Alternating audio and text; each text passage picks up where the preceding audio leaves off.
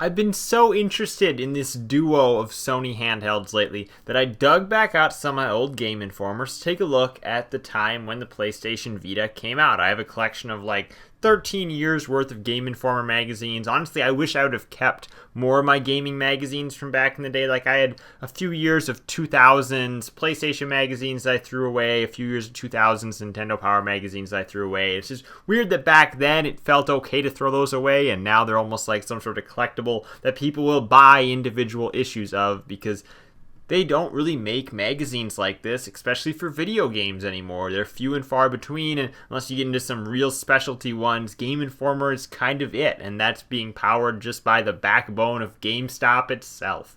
But ultimately, looking at those older issues where the PS Vita was released, became very clear to me what I believe was the issue with the PS Vita. And people always point to the memory cards. The memory cards were very expensive. And while that is true, I don't think that that alone is a huge stumbling block in an era where people were buying cartridge-based games and weren't necessarily relying on having all that downloadable media. I get that this was after the PSP Go and they'd tried out an all-digital format, but Sony had to have looked at that and said we don't want to go the same way with the PS Vita when the 1000 model did not even include any built-in memory, which I think was a mistake because the 1 gig they give you in the 2000 is definitely an improvement, because at that point you don't need a memory card if you're just going to play physical games. I mean, take a look at the Nintendo Switch.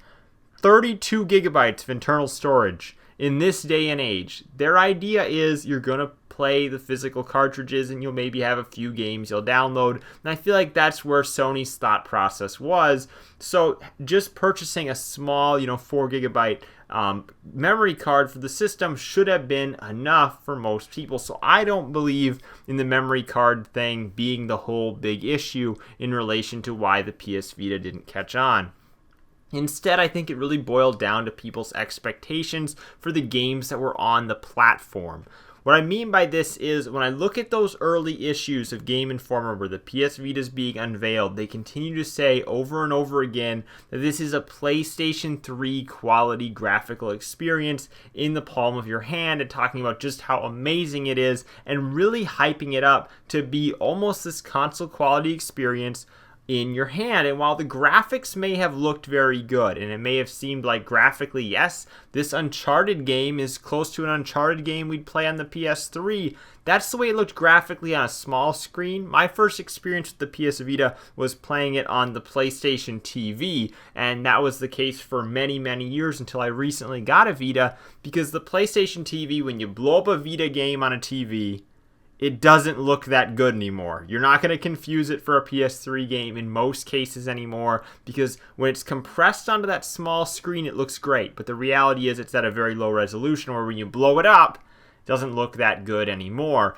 And people's idea that this was going to be a sort of PlayStation 3-like experience in the palm of your hand, I think is the reason why many of these games, especially the early, most ambitious titles for the PS Vita, do not exactly have great Metacritic scores. You take a look at Call of Duty Black Ops Declassified, you can say what you want about that, but the fact that it's like in the 30s on Metacritic seems really harsh, and none of the games really particularly had great Metacritic scores, and I boil this down to the fact that people looked at these games as console games, and they didn't look at them as handheld games. When people reviewed a GBA game, they didn't put it on the same scale as a GameCube game in that era, but we were getting more to the handheld experience, looks on paper close to that home console experience, and thus the games apparently should be evaluated similarly, and I don't think that's true. What I want in a mobile experience like the PS Vita is something that I can pick up and play for short bursts. I'm okay with the shortcomings. I'm okay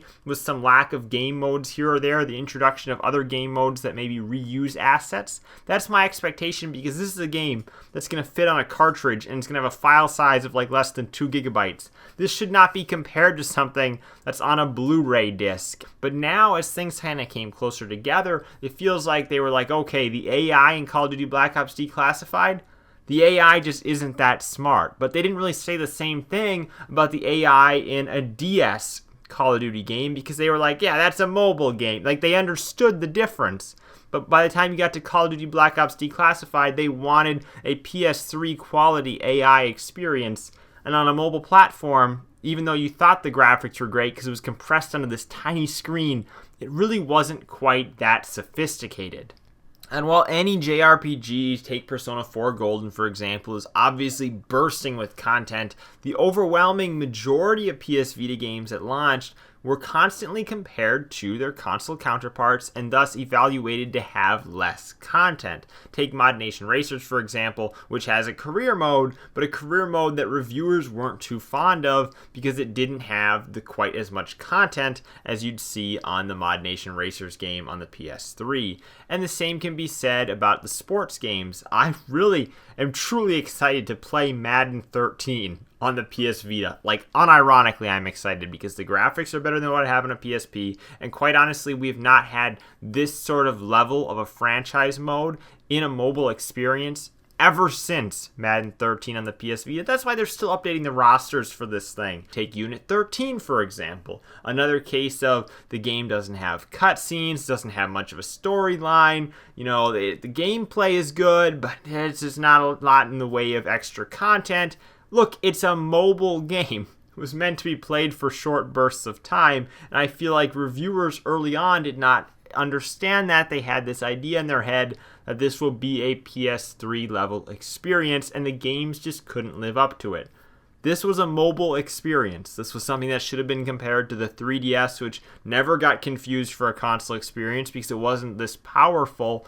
But these games that you could play in short bursts of time are something that I truly miss, and I think is probably held up in its last existence here on the 3DS and the PS Vita. And honestly, I will take that made for mobile, stripped down, maybe with a few special game modes even, particularly for that pick up and play nature. I will take that over having MLB 22 The Show on Nintendo Switch, where it looks a lot worse than I can get an experience on the Xbox, but it's trying to be that console experience, and it just isn't quite living up to what it should be because it's not made specifically for that mobile platform. Thank you guys for watching. I'm Bailey, and I will see you in the next video.